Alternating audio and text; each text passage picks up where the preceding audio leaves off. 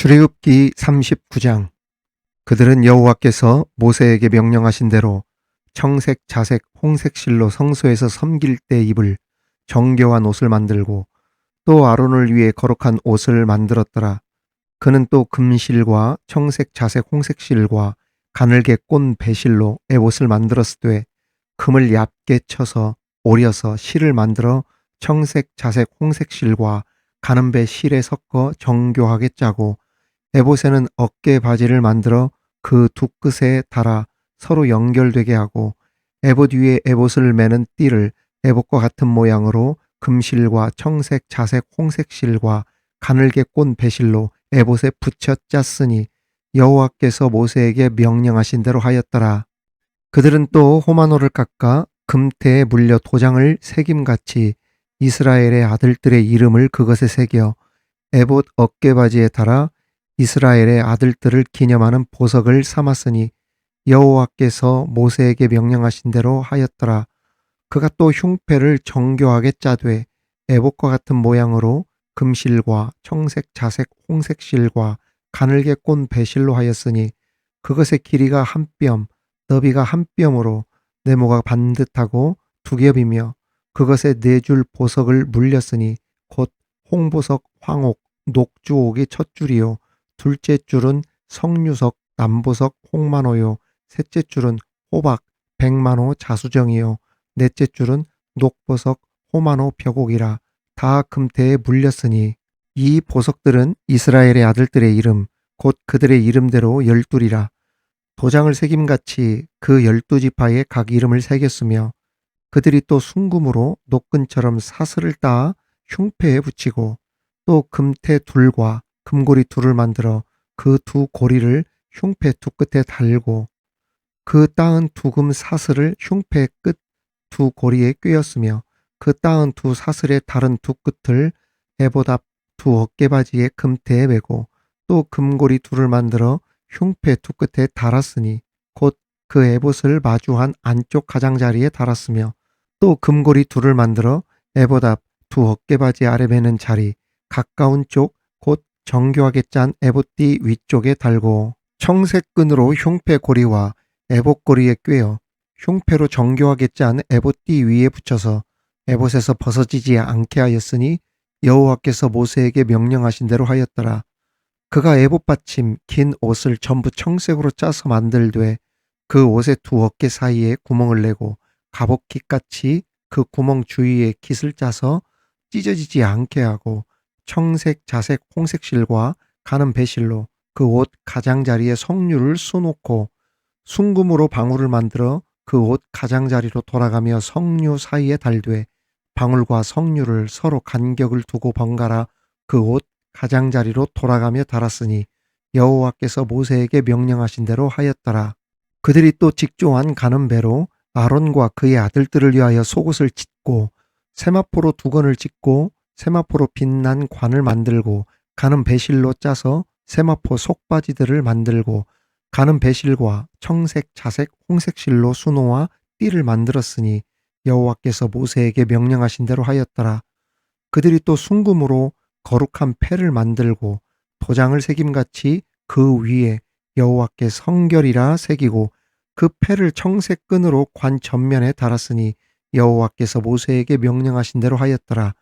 이스라엘 자손이 이와 같이 성막 곧 회막의 모든 역사를 마치되 여호와께서 모세에게 명령하신 대로 다 행하고 그들이 성막을 모세에게로 가져왔으니 곧 막과 그 모든 기구와 그 갈고리들과 그 널판들과 그 띠들과 그 기둥들과 그 받침들과 붉은 물을 들인 순양의 가죽 덮개와 해달의 가죽 덮개와 가리는 휘장과 증거궤와 그 채들과 속죄소와 상과 그 모든 기구와 진설병과 숭금 등잔대와 그 잔 곧 버려놓은 등잔대와 그 모든 기구와 등유와 금제단과 관유와 향기로운 향과 장막 휘장문과 놋제단과 그 놋 그물과 그 채들과 그 모든 기구와 물두멍과 그 받침과 뜰의 포장들과 그 기둥들과 그 받침들과 뜰문의 휘장과 그 줄들과 그 말뚝들과 성막, 곧 회막에서 사용할 모든 기구와 성소에서 섬기기 위한 정교한 옷, 곧 제사 직분을 행할 때에 입는 제사장 아론의 거룩한 옷과 그의 아들들의 옷이라. 여호와께서 모세에게 명령하신 대로 이스라엘 자손이 모든 역사를 마침에 모세가 그 바친 모든 것을 본즉 여호와께서 명령하신 대로 되었으므로 모세가 그들에게 축복하였더라. 아멘. 어떤 건물이든 튼튼한 기초 위에 가장 먼저 기둥과 뼈대를 세웁니다. 그리고 기둥과 기둥 사이에 벽을 세우죠. 그리고 나서 지붕을 올리고 이 집을 하나둘 완성해 나갑니다.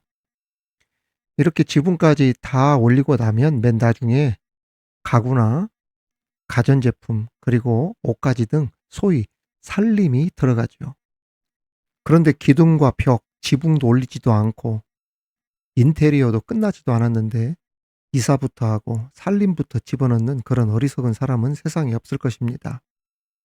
건축이나 입주도 다 순서가 있다는 이야기입니다. 이것은 성막도 마찬가지였습니다. 성막을 짓는데도 다 순서가 있었고 그 사용되는 기구들마다 상징하는 뜻이 다 들어있었죠. 특히 오늘 말씀해 보면 성막을 명령하신 대로 다 완공한 후에 하나님께서 모세를 통해 이스라엘 백성들을 축복하셨다고 했습니다. 성막을 완공한 후 봉헌했을 때 백성들도 기뻐했겠지만 하나님도 얼마나 기뻐했겠습니까? 사랑하는 우리 성도 여러분, 구독자 여러분, 하나님의 이 기쁨 그리고 우리들의 이 기쁨이 여러분들이 섬기는 교회마다 특별히 우리 미드바로 온라인 교회에 크게 일어날 줄 믿습니다. 그렇게 되기를 간절히 기도하는 우리 성도들, 구독자들 되시기를 주님의 이름으로 축원합니다. 자, 오늘 말씀을 통해 하나님은 어떤 말씀을 주시는지 함께 그 은혜를 나누도록 하겠습니다. 첫 번째로 우리에게 주시는 교훈은 교회의 생명은 말씀과 은혜에 있다는 것입니다. 할렐루야. 본문은 이스라엘 백성들이 하나님의 명령에 따라 완성한 순서대로 성막의 여러 가지 기구들을 열거하고 있습니다. 그런데 33절, 34절을 보면 이스라엘 백성이 가장 먼저 만든 성막의 기구는 무엇이었냐면 성막의 뼈대를 세울 기둥과 성막 전체를 덮을 천막이었음을 알 수 있습니다. 자, 33절, 34절 말씀 보겠습니다. 그들이 성막을 모세에게로 가져왔으니 곧 막과 그 모든 기구와 그 갈고리들과 그 널빤들과 그 띠들과 그 기둥들과 그 받침들과 붉은 물을 들인 수량의 가죽 덮개와 해달의 가죽 덮개와 가리는 휘장과 라고 되어 있죠. 오늘날 건축에서도 모든 건물에서 전체를 지탱하는 기둥과 건물의 내부 구조를 보호하는 외부 보호막을 가장 먼저 건축합니다. 이러한 사실은 과거에 성막을 세운 이스라엘 백성과 같이 오늘날 하나님의 거룩한 교회를 세워야 할 성도들에게 아주 중요한 교훈을 주고 있습니다. 그것은 하나님의 교회를 바르게 세우기 위해서 가장 먼저 무엇부터 만들어야 된다? 기둥부터 세우고 덮개를 만들어야 한다는 것이죠. 그러면 오늘날 우리 교회에 있어서 기둥은 무엇이며 덮개는 무엇일까? 그것이 상징하는 영적인 것이 무엇일까? 중요한 말씀을 드립니다.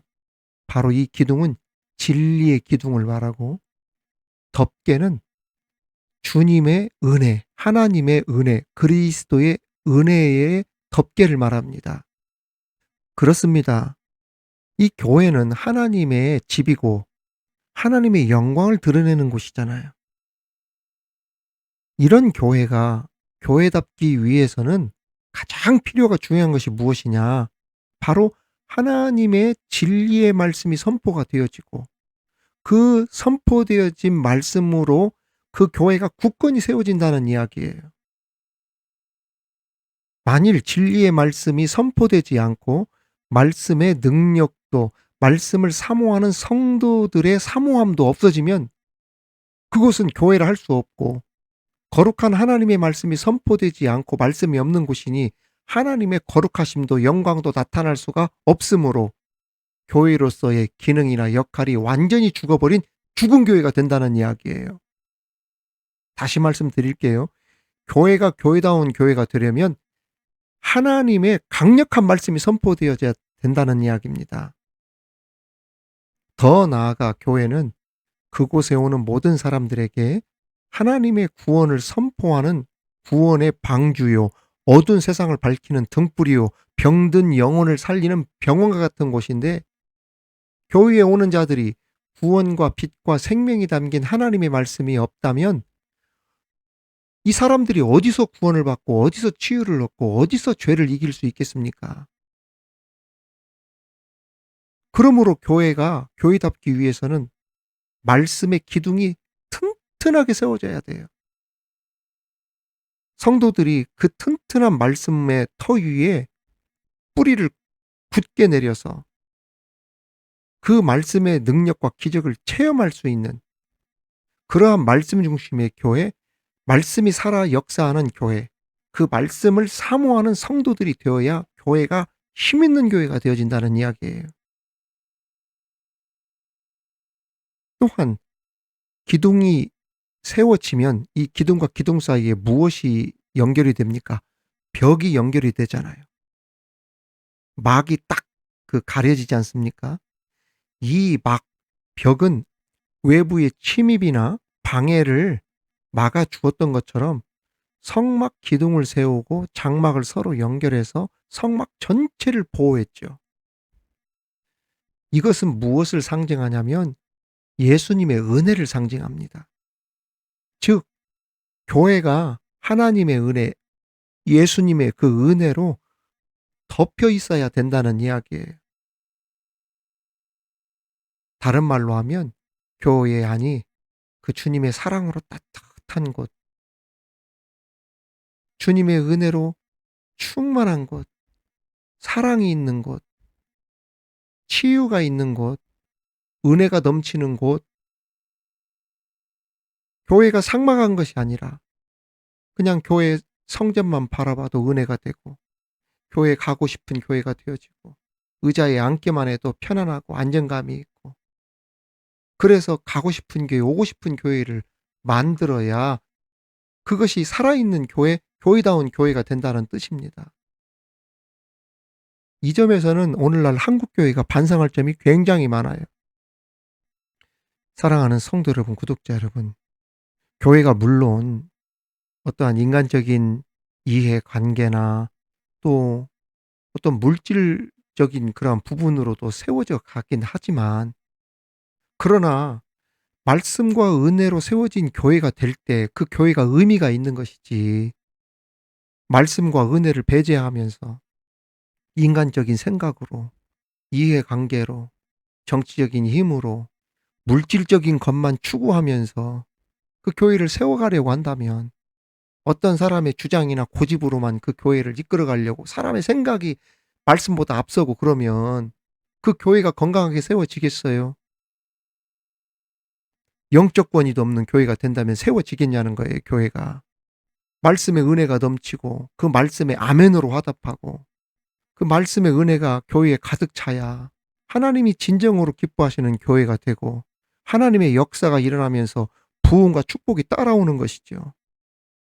자꾸 인간의 생각이 들어가서 말씀을 판단하고 그 주의 종의 권위를 가볍게 생각하고, 그러니 교회가 무너지는 것 아니에요.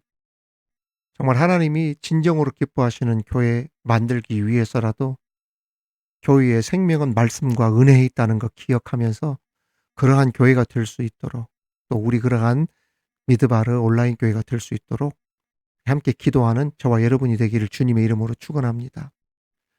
두 번째 우리에게 주시는 교훈은 교회의 가장 큰 사명은 예배와 전도라는 겁니다. 35절에 보면 이스라엘 백성은 증거궤와 속죄소를 만들었다고 했습니다. 성막의 기둥과 덮개를 만든 다음에 그다음 가장 먼저 만든 것이 하나님의 임재를 상징하는 증거궤와 속죄소였다는 것을 우리는 알아야 합니다. 오늘날 교회가 가장 관심을 가져야 하는 부분이 무엇인지를 우리에게 가르쳐 주는 것이 바로 증거궤 속죄소라는 거예요. 여러분, 증거궤와 속죄소가 있던 곳이 어디입니까? 지성소입니다. 지성소는 지극히 거룩한 곳이자 하나님의 영광이 나타나는 곳이며 동시에 죄를 사해 주시는 곳이었죠. 교회를 세우신 이유가 바로 이것입니다. 그렇습니다. 교회는 예배를 통해 하나님께 영광을 돌리고 성도의 찬양 소리가 끊어지지 않고 기도 소리가 울려 나와야 되는 곳이라는 것입니다. 예를 들어 예배가 힘을 잃고 성도의 찬양 소리가 맥을 못 추고 기도 소리가 교회에서 사라지면 그 교회가 어떻게 되겠어요? 이 죽은 교회가 되어져 버리죠. 더 나아가 속죄소가 있다고 했어요. 교회는 예수 그리스도를 통해 죄로 인해 죽었던 영혼을 구원하시는 하나님의 구원의 은혜를 선포하는 곳이 되어야 된다는 이야기입니다. 다시 말하면 전도하지 않는 교회는 교회를 할 수 없다는 이야기예요. 교회는 이런 데 관심을 많이 두어야 돼요. 쓸데없는 곳에 관심을 두는 것이 아니라 예배에 관심을 두고 전도하는 일에 관심을 두어야 된다는 이야기예요. 제가 미국에 있을 때 한인교회들을 보면, 물론 저는 그 한인교회에서 사역을 했었습니다. 협동 목사로 그 한인 청년부하고 그다음에 찬양대 1부, 2부 성가대를 우리 집사람과 같이 했었어요. 한인교회를 잘 알죠. 그 안에 보면 정말 믿음이 뜨겁고 탁월한 성도들 많이 계셨습니다. 그런데 그 중에는 예배와 상관이 없이 인간 관계 때문에 타국 생활하면서 외로워서 친목하고 교제하려고 교회에 오시는 분, 그것을 이제 커뮤니티라고 얘기를 하거든요. 그러니까 예배를 통해 하나님의 영광을 나타내려고 오기보다는 친목과 교제 정도로 교회에 오는 사람들이 상당히 많았던 것을 제가 보았었습니다. 그런데 교회는 친목하고 교제하고 인간관계를 도모하기 위해서만 오는 것이 아니지 않습니까? 예배를 통해 하나님 찬양하고 또 사람들 영혼을 살리기 위해서 구원의 말씀이 선포되어지는 곳이 교회잖아요. 우리는 이것을 알아야 돼요. 그래서 성막 기둥과 덮개를 만든 다음에 가장 먼저 만든 것이 하나님의 임재를 상징하던 증거궤와 속죄소였던 거예요. 여러분이 섬기는 교회, 또 우리 미드바로 온라인 TV를 통해 하나님의 임재가 강력히 나타나는 예배가 회복되게 하옵소서라고 기도해 주시기 바랍니다. 더 나아가 구원의 메시지가 강력하게 선포되어지는 그 전도의 영이 가득한 곳이 되어서 우리도 살고 죽어가는 영혼도 살려낼 수 있는 그러한 곳이 될 수 있도록 함께 기도하는 저와 여러분이 되기를 바랍니다. 마지막으로 하나님을 위한 성도들의 헌신과 수고는 반드시 보상을 받게 된다는 것입니다. 43절 마지막 절을 보겠습니다. 모세가 그 마침 모든 것을 본즉 여호와께서 명령하신 대로 되었으므로 모세가 그들에게 축복하였더라. 이렇게 되어 있죠. 모세는 하나님의 명령대로 모든 사역을 완성한 이스라엘 백성들을 위해 맨 마지막에 축복했습니다. 사실 이 성막을 완성하기 위해 이스라엘 백성들이 그동안 얼마나 많이 수고했습니까?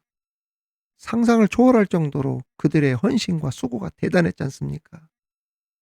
성경에 보면 아침마다 쌓을 곳이 없도록 헌물을 모세 앞에 가져오고 모세는 그 헌물을 성막을 짓는 기술자들이었던 부사렐과 오홀리압에게 줬는데 어느 정도로 헌물을 드렸냐면 이제 그만 바쳐도 됩니다 할 정도로 온 백성들이 금은 보화를 비롯해 수많은 물질들, 거기에 족장, 오늘로 말하면 중직자들, 항존직들이 솔선수범하여 제사장이 입을 그 의복을 준비하고 흉패 곧 열두 지파를 상징하는 값비싼 보석들을 하나님 앞에 봉헌했잖아요. 거기에 각종 성막 기구들을 막 찍어내서 주조물로 막 드린 것이 아니라 하나님이 말씀하신 대로 그 양식에 따라 정교하게 한치의 오차나 그 치수 틀리지 않게 신경 써서 정성껏 그 하나님 앞에 드렸지 않습니까? 마침내 그 모든 중압감과 어려움들을 잘 이겨내고 성막을 하나님 말씀대로 완성해서 하나님께 드리자 하나님은 모세를 통해 그들을 축복해 주셨어요. 그동안 드린 물질과 수고의 보상을 말로 할 수 없는 큰 은혜와 복으로 되받아 가도록 하나님께서 복 주셨던 겁니다. 사랑하는 우리 성도 여러분, 구독자 여러분, 하나님은 당신의 일을 위해 헌신하며 사역을 감당하는 거 절대 잊지 않으신다는 이야기예요. 우리가 신앙생활할 때 보면 아낌없이 물질을 바쳐야 할 때도 있고 눈코 틀 사이 없이 바쁜 세상 속에서 또 시간을 바쳐야 할 때도 있고 피곤한 몸인데도 주말 주일이면 하나님 앞에 나와서 온 힘을 쏟아내면서 찬양대로 봉사하고 교사로 주차장으로 주방 안내 새가족 재정부 교회 학교 부장으로 막 섬겨야 할 때가 많잖아요. 얼마나 열심으로 섬기는지 이런 우리 성도들을 보고 우리 봉사자들을 보고 세상 사람들, 세상 친구들, 세상 직장 동료들이 뭐라고 합니까? 미련하고 어리석다고 비웃기까지 하지 않습니까?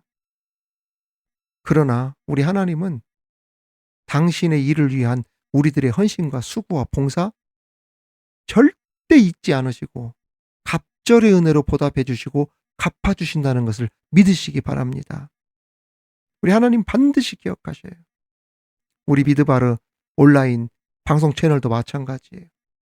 여러분들이 드리는 이 작고 작은 이 정성들이 세상 사람들은 모르지만은 우리 하나님은 다 기억하시고 그것을 통하여 여러분들에게 갑절의 은혜로 돌아가도록 하나님께서 반드시 그 헌신과 수고를 갚아주시고 보상해 주신다. 여러분 믿으면 아멘 하십시다. 그래서 바울 목사님은 고린도 교회의 성도들에게 이렇게 권면한 것 아닙니까? 여러분 우리 다 같이 한번 큰 소리로 한번 읽어봅시다. 그러므로 내 사랑하는 형제들아 견실하며 흔들리지 말고 항상 주의 일에 더욱 힘쓰는 자들이 되라. 이는 너희 수고가 주 안에서 헛되지 않은 줄 알미라. 아멘. 하나님께서 수십, 수백 배의 축복으로 갚아주실 줄 믿습니다. 그러므로 지치지 말고 넘어지지 말고 다시 힘을 내어 일어서십시다. 내게 맡겨준 사명 잘 감당합시다. 충성합시다. 그러한 충성스러운 일꾼이 되도록 기도하는 저와 여러분이 되기를 주님의 이름으로 축원합니다. 이제 말씀을 바칩니다. 교회의 생명은 말씀과 은혜에 있고 교회의 사명은 예배와 전도에 있다는 것. 더 나아가 교회를 위한 성도들의 헌신과 수고는 우리 하나님께서 결코 잊지 않으시고 반드시 수십 수백 배의 축복으로 갚아주신다는 것.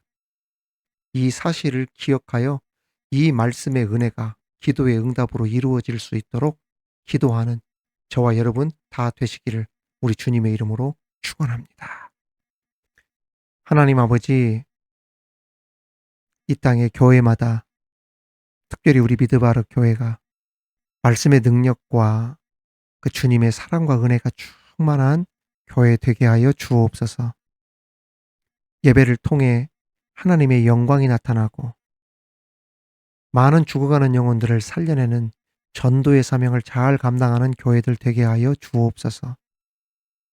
특별히 교회를 위한 성도들의 헌신과 수고를 우리 하나님은 절대 잊지 않으시고 하늘의 복과 땅의 기름짐의 복으로 수십 수백 배의 축복으로 갚아주신다는 걸 기억하여 내게 맡겨주신 사명을 충성스럽게 잘 감당할 수 있는 우리 모든 성도들, 우리 미드바르 교우들, 구독자들 되게 하여 주시옵소서. 감사드리며 예수님 이름으로 기도하옵나이다. 아멘.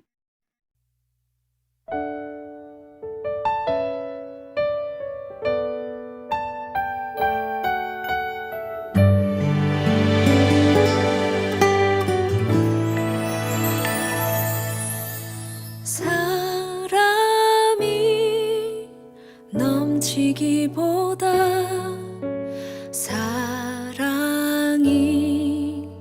넘치는 교회, 섬김을 원하기보다 섬김의 기쁨